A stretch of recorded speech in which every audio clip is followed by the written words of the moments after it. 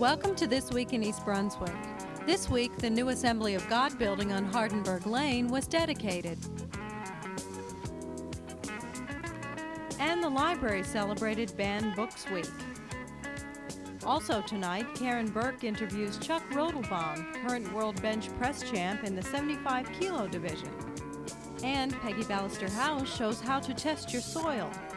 All this and more, including a review of this week's Township Council meeting. But first, here's a look at next week's schedule here on Channel 8. Monday morning at 10, Lenore Kulik demonstrates how to tone hips and thighs and derriere on Look Great, Feel Great. Stories about monsters follow at 10:30 on Stories from the Library. Real Estate Quarterly premieres Tuesday night at 7. Host Stuart Davis speaks with local professionals about current trends in the real estate market. At 7:30 Tuesday night, Paul Hansen explores investor services for the hearing impaired on You and Your Money. Business Bylines with John Runyon follows at 8 o'clock. And on Wednesday night at 7:30, Superintendent of Schools Dr. John Kopko goes on location to Lincoln Center Institute in New York City. At 8 on Wednesday night, Stuart Davis examines the issue of censorship. That's on 18, Growing Up in East Brunswick. This Week in East Brunswick returns at 7 and 8 o'clock on Thursday night, and at 7:30, Ken Shalhoub presents Let's Talk Health. Check the Community Bulletin Board for updates on high school sports coverage and recasts of the week's shows. Hi everyone, I'm Karen Burke from East Brunswick Recreation, and with me today is Chuck Roedelbronn, and he's here to talk to you about the upcoming volleyball marathon, which is to be held at East Brunswick High School on October 6th at 7 o'clock. Chuck was to be our guest that night, and other things have happened, so he's here by way of the magic of film. So Chuck, maybe you can give us a little bit of background, and then I'll interject wherever necessary, and we'll get some information out to these young folks. Good enough. Reason why I can't be there tonight is because I'm lifting to try to gain my 14th national title in Minnesota. So what I wanted to really say to the students at Churchill is to thank them very much for trying to help raise money for me, because being an amateur athlete, this is how I get to travel. I need the funding from outside sources. Mm-hmm. If I was a professional, I'd be getting paid for what I do, and I don't. And you know. So, being as though I didn't have the funding in 85, 86, and 87, I couldn't go after a world title, which I would have won all those 3 years. Now, you won in 83. I won in 83. And then you won in 88, 89, and 90? I choked in 84 in the Olympics. You and did? Yeah, I did. And then 85, 86, and 87, I couldn't go. 88, 89, and 90, I won, and I'm the current world champion. Wow. Hey, I'm sitting with a class guy here, folks. I want one of those jackets, but I guess I have to be an Olympic person to I'll see if I can pull some strings.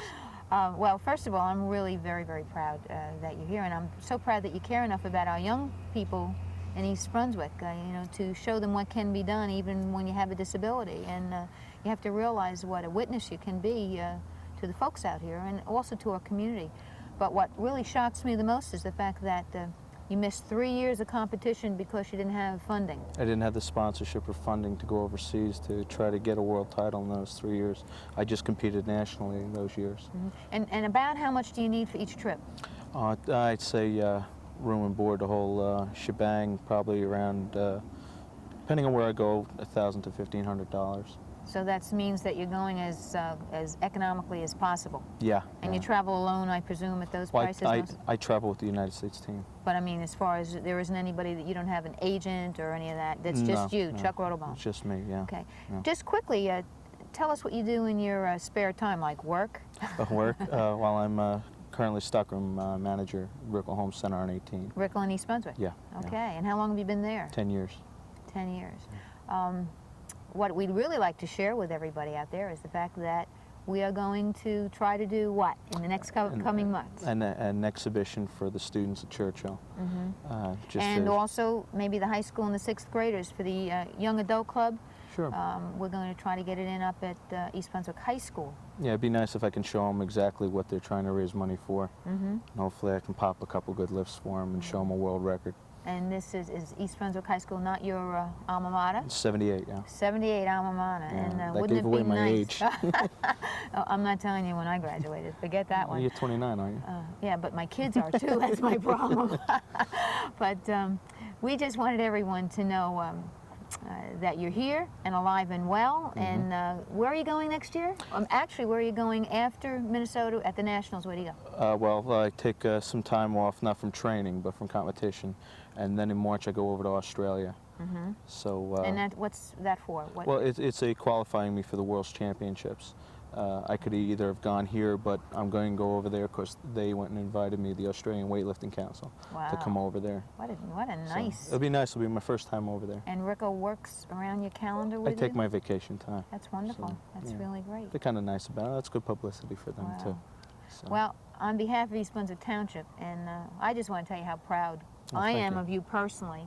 And for all you folks out there that are interested, you know, tell your moms and dads and say, hey, I saw a guy that really made it against a lot of odds, and we're really proud of you. And if you need further information about perhaps how to help with some funding for Chuck, you can call me at the Recreation Office at 390-6797, and I'll be glad to pass along the information to you. And Chuck, I'm looking forward to possibly doing that demonstration up at the high school, hopefully. And so am I.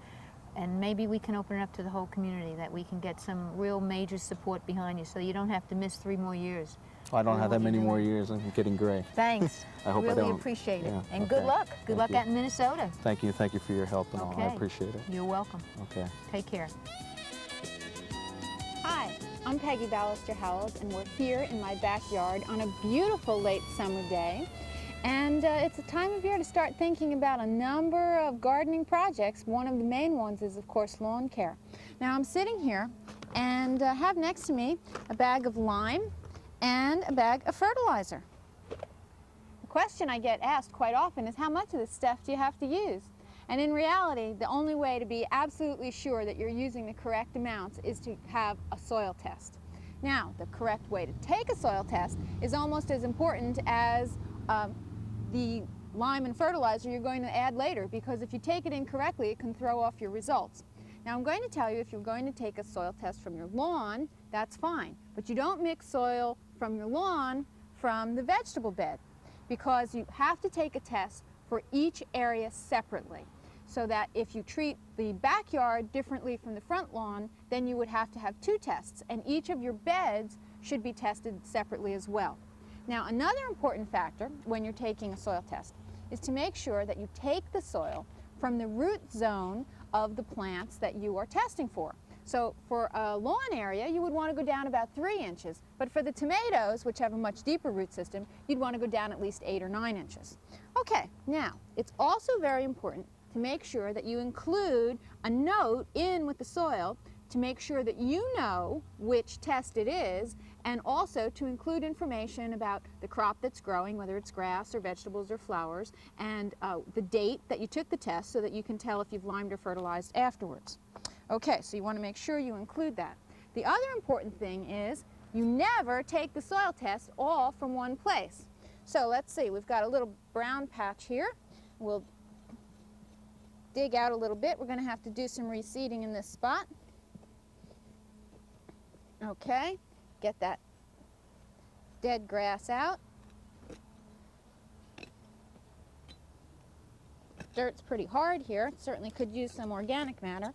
Okay, so you dig down, and as a rule of thumb, you want to take about 2 or 3 tablespoons from each spot, and you want to get a total of about a pint of soil.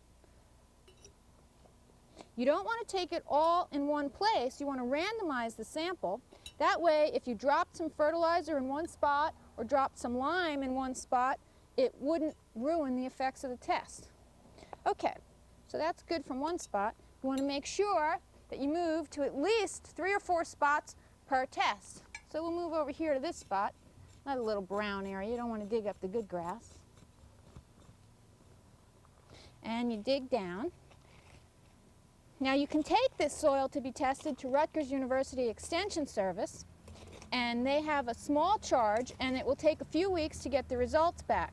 So don't wait too long. Okay, now you do this in 2 or 3 more spots till you have about a pint. Put the label in, put the lid on, and bring it over. When you get the results, they will tell you how much lime you need for the crop that you're growing. Of course, you'll need less if you're growing something like rhododendrons or azaleas, and how much fertilizer you'll need. And that way you know you're getting your plants off to the best start. We'll see you here next time in my backyard. Bye-bye. The Assembly of God building on Hardenberg Lane was dedicated on Sunday. Several local politicians attended to help the large congregation celebrate the official opening of their new house of worship. This is the 23rd house of worship. You're even sharing your good findings with the Korean church. We have 23 houses of worship in East Brunswick. And today is truly, truly a joyous celebration, not just for this congregation, but for all of East Brunswick. East Brunswick has grown dramatically over the past few years. And with it, our churches, our synagogues, our houses of worship must grow. We must serve all the people.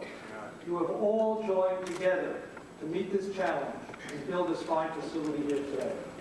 And God truly shines on East Brunswick today. So God bless all of you with your help, and I'm sure that as Council President Hudak has said, there will be an addition to this building. This is a wonderful congregation. I couldn't help but be moved by your singing earlier, and those joyous faces out there.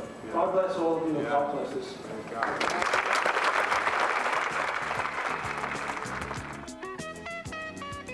Censorship still exists today in many parts of the country. Every day, books are being challenged, banned, and removed from public and school library collections. The East Brunswick Public Library is observing National Banned Books Week, September 22nd through the 29th, with a showcase display. The theme, Caution, Books at Work, illustrates the power books have had over the course of history and on individual lives. Earlier this week, Stuart Davis asked Director Sharon Karmazin about the library's policies for selection. Well, the library has a selection policy, which has been approved by the Library Board of Trustees, and it's used as a guide for staff who are given the responsibility for purchasing. I think we're always aware of the differences between selectivity and censorship. Of course, we know we only have so much money we can spend on materials, and we can't buy everything. Even if we could, we wouldn't, because there's certain things that people in this community would not be interested in. They would not be appropriate for this kind of library, although they might be perfectly appropriate in a university library or in a library in another city. So that we use our own policies. We use the requests that are made by our public as a basis for purchasing and for duplicating and for replacing.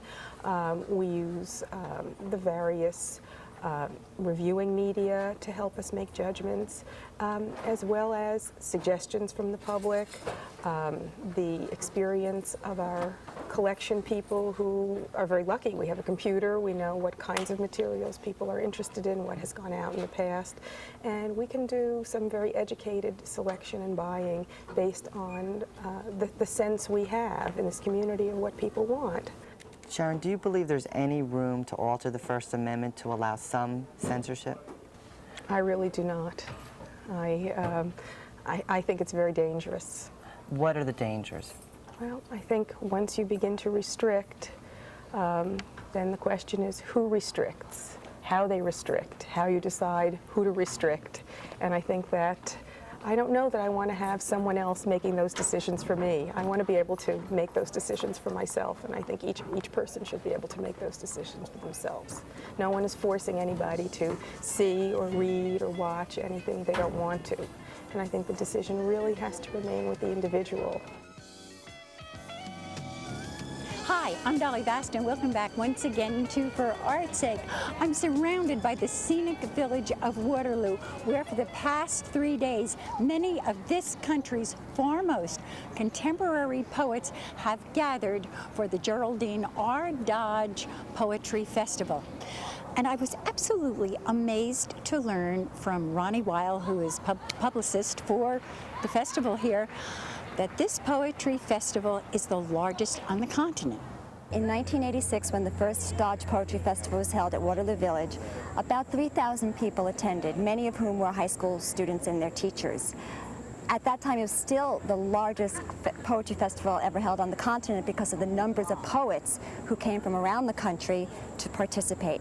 Through the years, because of the Dodge Foundation's continued efforts to promote poetry, especially in the classroom, where Dodge poets have gone to visit with students, high school students and teachers, to talk about poetry, to write poetry, the momentum has continued. So, for instance, again, in '88, the festival attracted between 5,000 and 6,000 people.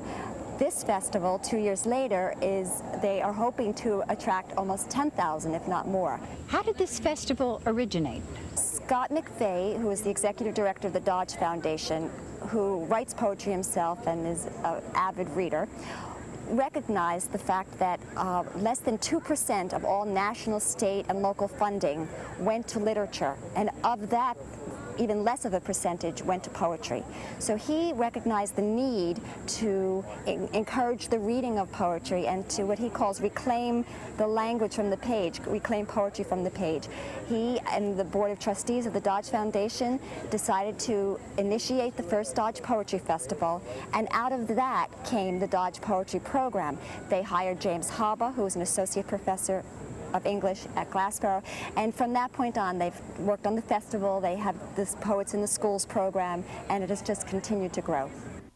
The poets were selected to participate in the festival based on the poetry that they write, to represent a broad range of poetry written in America today, to represent diverse culture, ethnic cultures, and political concerns. And these poets are involved in working with students throughout the year. They themselves are teachers. For instance, Lucille Clifton will say in herself that she is a poet and a human being. She writes about the daily concerns of all people. She writes about being black, about being a woman, and she writes with great humor and seriousness. Homage to my hips. These hips are big hips. They need space to move around in. They don't fit into little petty places. These hips are free hips. They don't like to be held back. These hips have never been enslaved. They go where they want to go. They do what they want to do. These hips are mighty hips. These hips are magic hips. I have known them to put a spell on a man and to spin him like a top.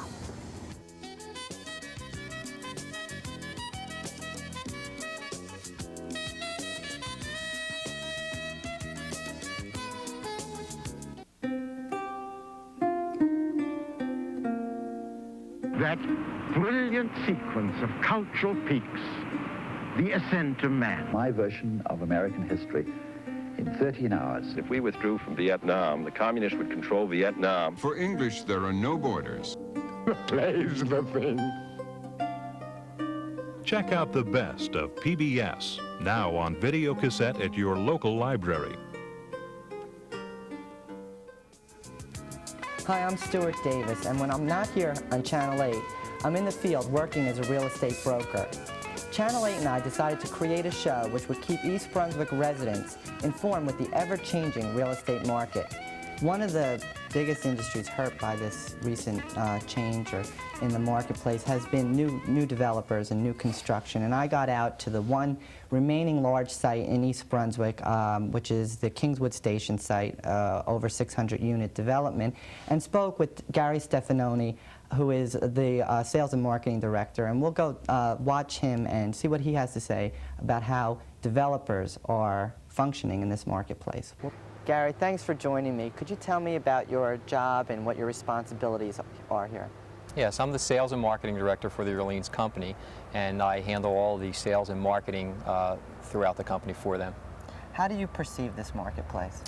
The marketplace is not as bad as everyone seems to think it is, or as bad as some of the newspaper articles that we read. The market's okay. I mean, it's a cyclical business, and the cycle right now is not a very high one, but I consider it a medium market.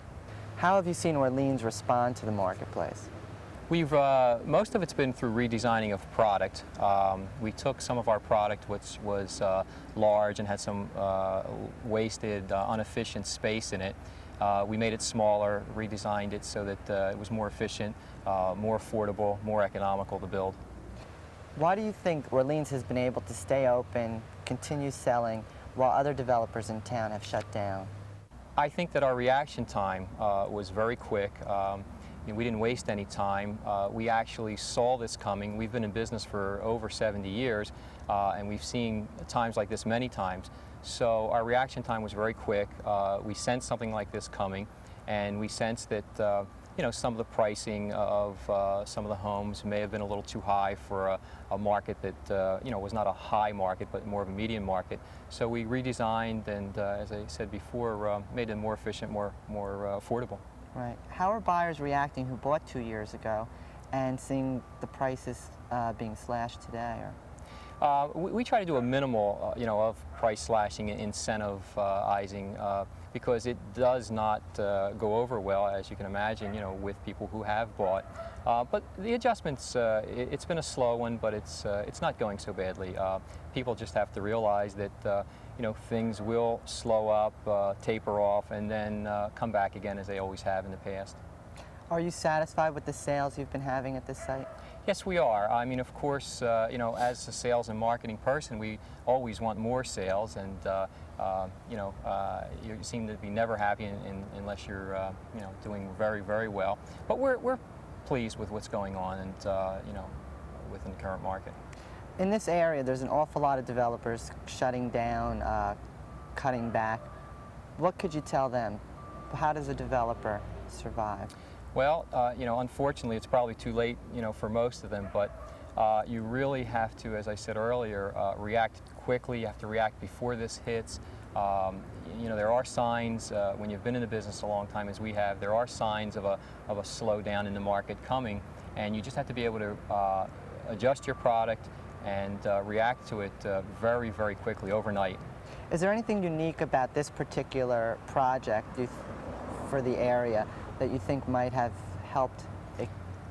Yeah, absolutely. As you can see, as you look around here, the terrain, it's just absolutely beautiful here. The trees, the rolling hills here, it's just a very beautiful site. And we did our best to blend in the house types with the site, and it's just a very, very beautiful community. And that's one of the strong points of this community. And where do you see the future going in the real estate market for new homes as well as resales? I think the future in new homes, it looks promising. As I said, there is a leveling out. We are in a medium market, but the future looks good, and it'll turn itself around as it has done many times in the past. As far as the resale market, that's been a slow adjustment, but it does seem to be adjusting, and as soon as that adjusts, that of course helps the new home market out. So I would think that coming out of this year and into next spring, once the market adjusts, it'll get back and do well again. What are some of the unique facilities this site has? Yes, we have a swim club with a recreation building, and we have tennis courts, which are not yet completed, but they'll be completed very soon. And we also have bicycle and walking paths throughout the community.